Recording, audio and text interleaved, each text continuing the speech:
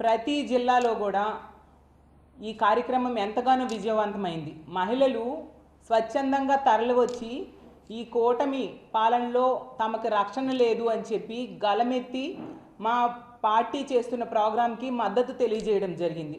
ఎందుకంటే గత ఏడాది కాలంలో మనం తీసుకుంటే మహిళల మీద అఘాయిత్యాలు రోజు రోజుకి పెరిగిపోతూ ఉండే పరిస్థితి.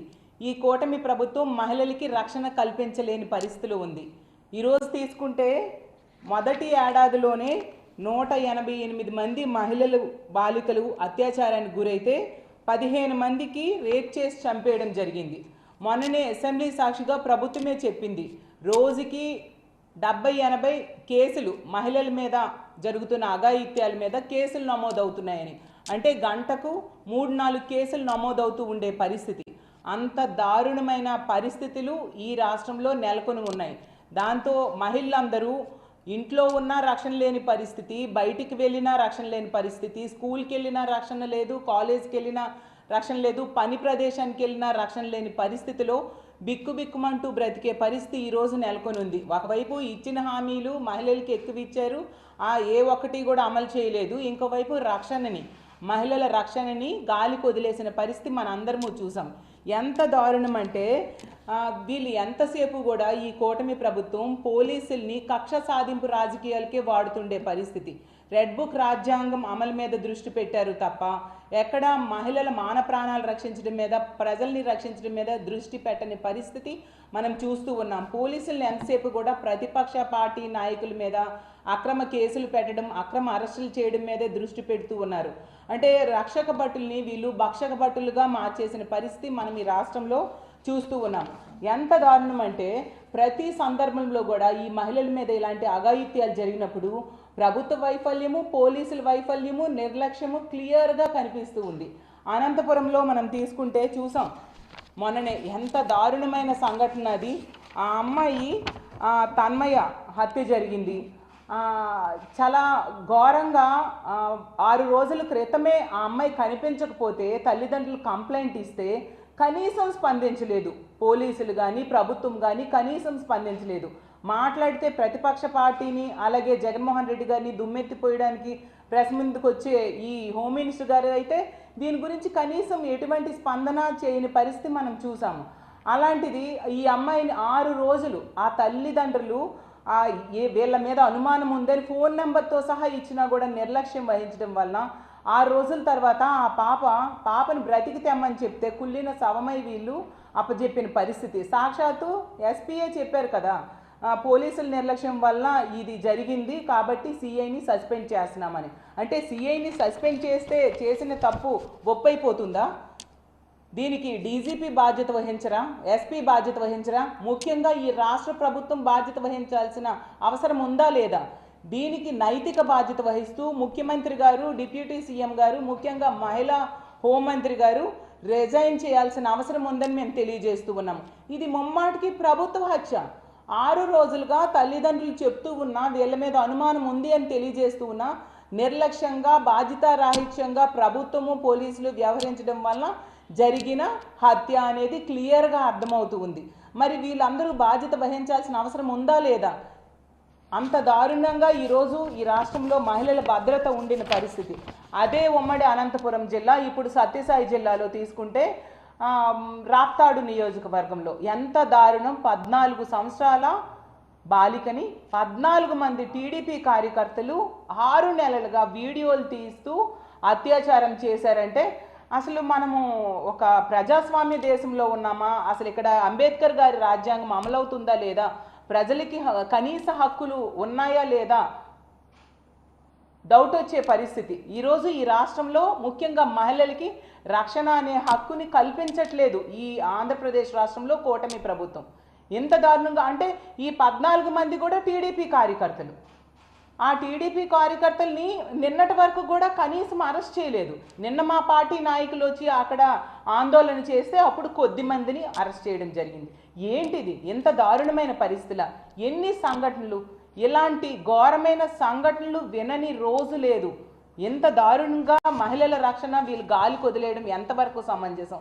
దాంతో మహిళల్లో తీవ్రమైన వ్యతిరేకత ఈ ప్రభుత్వం మీద వచ్చింది. కాబట్టి మేము చేసిన ఈరోజు కార్యక్రమానికి విపరీతమైన స్పందన ప్రభుత్వం నుంచి రావడం, ప్రజల నుంచి ముఖ్యంగా మహిళల నుంచి వచ్చి అది ఎంతగానో విజయవంతమైన విషయం మన అందరము చూసాము. అలాగే తీసుకుంటే ఎంతసేపు కూడా ఈ కూటమి ప్రభుత్వము ఎవరో తప్పులు జరిగితే ఎవరో ఒకరి మీద తోసి చేతులు దులుపుకోవడానికి ప్రయత్నిస్తుంది తప్ప నిజంగా ఇలాంటి సంఘటనలు జరిగినప్పుడు బాధ్యత వహించడం లేదు అనేది క్లియర్గా అర్థమవుతుంది. అంతేకాకుండా వీటన్నిటికీ కారణం ఏంటి? మద్యము, గంజాయి, డ్రగ్స్. వాటిని అరికట్టడంలో పూర్తిగా విఫలమైంది సరికదా. ఈరోజు కూటమి అధికారంలోకి వచ్చాక మద్యం కానీ, గంజాయి కానీ, డ్రగ్స్ కానీ డోర్ డెలివరీ అవుతుండే పరిస్థితి. ఈరోజు మద్యం కోసం బెల్ షాప్స్ అయితే 60-70 వేల బెల్ షాప్స్ ఈరోజు ఈ ఆంధ్రప్రదేశ్ రాష్ట్రంలో ఉన్నాయి. అలాగే గంజాయి విచ్చలవిడిగా దొరుకుతూ ఉండే పరిస్థితి. అలాగే ముఖ్యమంత్రి సొంత నివాసం ఉంటున్న జిల్లాలోనే మనం చూసాం మొన్ననే డ్రగ్స్ దొరికాయి. ఎంత దారుణమైన పరిస్థితులు ఉన్నాయి. వీటన్నిటిని అరికట్టకపోతే ఈ అఘాయిత్యాలు ఎప్పుడు అరికట్టడం జరుగుతుంది? గతంలో చూస్తే జగన్మోహన్ రెడ్డి గారి పాలనలో మహిళల రక్షణ కోసం ఎంతగానో పెద్దపేట వేసి ఒక దిశ వ్యవస్థను తీసుకొచ్చారు. దిశ పోలీస్ స్టేషన్స్ తీసుకురావడం జరిగింది. అలాగే దిశ యాప్ని తీసుకొచ్చారు. దిశ యాప్ మీద నమ్మకంతో మనం చూసాం 1,30,00,000 మంది మహిళలు దిశ యాప్ని డౌన్లోడ్ చేసుకున్నారంటే ఆ యాప్ మహిళల రక్షణకి ఎంతగా ఉపయోగపడిందో అర్థం చేసుకోవచ్చు. దిశ చట్టం అసెంబ్లీలో తీర్మానం చేసి ఆమోదం తెలిపి కేంద్రం దగ్గరికి పంపితే కేంద్రంలో పెండింగ్లో అందులో ఉన్న అంశాలన్నీ కూడా జగన్మోహన్ రెడ్డి గారు ఎంతో చక్కగా మన ఆంధ్రప్రదేశ్ రాష్ట్రంలో అమలు చేసి మహిళల రక్షణకి పెద్దపీట వేస్తూ రివ్యూలు చేయడం జరిగింది. ఈరోజు తీసుకుంటే కూటమి ప్రభుత్వం వచ్చిన ఈ సంవత్సర కాలంలో కనీసం ఒక్క రివ్యూ అయినా మహిళల రక్షణ కోసం వీళ్ళు చేపట్టారా? అలాగే మహిళల రక్షణ కోసం ఒక్క వ్యవస్థనైనా తీసుకొచ్చారా? ఉన్న దేశ వ్యవస్థని ఈరోజు నిర్వీర్యం చేయడమే కాకుండా ఎంతసేపు హోమ్ మినిస్టర్ గారు ఒక మహిళా హోమ్ మినిస్టర్ అయ్యుండి కూడా ఆడపిల్లల మాన ప్రాణాల రక్షణ గాలి కొదిలేసి ఎంతసేపు కూడా ప్రతిపక్ష పార్టీని జగన్మోహన్ రెడ్డి గారిని దుమ్మెత్తిపోయడం మీదే దృష్టి పెడుతూ ఉండే పరిస్థితి. అంటే ఈ ఆంధ్రప్రదేశ్ రాష్ట్రంలో మహిళలకి బ్రతికే హక్కు లేదా అని అడుగుతున్నాను. అసలు నిజం చెప్పాలంటే ఆడపిల్లల మాన ప్రాణాలంటే ఎంత చులకన వేలకి రెడ్ బుక్ రాజ్యాంగం అమలు మీద ఉండే దృష్టి మహిళల మాన ప్రాణాల రక్షణకి ఎందుకు వీలు పెట్టట్లేదు అని మేము ప్రశ్నిస్తూ ఉన్నాము. అలాగే తీసుకుంటే ప్రతి సందర్భంలో కూడా ఇన్ని సంఘటనలు కూడా ఎక్కువ సంఘటనలలో దీనికి కారకులు తెలుగుదేశం పార్టీ కార్యకర్తలు నాయకులు అయిన పరిస్థితి మనం చూస్తూ ఉన్నాము. ఎందుకంటే ఈవెను రాప్తాడు నియోజకవర్గంలో తీసుకుంటే ఈ 14 మంది కూడా తెలుగుదేశం పార్టీ కార్యకర్తలే. అలాగే తీసుకుంటే మొన్న రాజమండ్రిలో వికాస్ ఫార్మసీ విద్యార్థిని ఆ రోజు మనం చూసాం. ఆమె చనిపోయింది, హాస్పిటల్లో పెట్టి 2 రోజులు చావు బ్రతుకులతో పోరాడి మరీ చనిపోవడం జరిగింది, ఆత్మహత్య యత్నము అనేసి. అసలు ఆ సంఘటనలో దానికి కారకుడైన వ్యక్తి ఎవరు? Telugu Desam party sympathiser. అతని బంధువులు తెలుగుదేశం పార్టీలో ఉన్నారు. అలాగే తీసుకుంటే ఎన్నో సంఘటనలు గుంటూరు జిల్లా తెనాలిలో తీసుకుంటే సహానా అనే దళిత యువతిని టీడీపీ రౌడీ షీటర్ నవీన్ ఎంత ఘోరంగా ఎత్తుకెళ్ళి ఆమెపై దాడి చేసిన ఘటనలో ఆమె బ్రెయిన్ డెడ్ అయ్యి మృత్యుతో పోరాడి చనిపోయిన విషయం మనందరము చూసాము.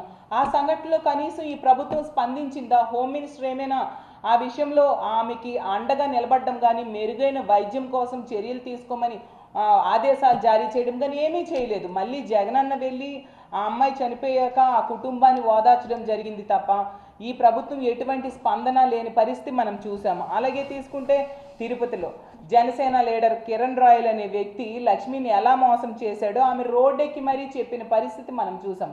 అంత దారుణంగా అతను ఆ అమ్మాయికి వేధింపులు గురి చేసి మోసం చేస్తే కనీసం అతని మీద ఏ చర్యలు ఈ ప్రభుత్వం తీసుకోలేదు, ఒక కేసు నమోదు చేయని పరిస్థితి.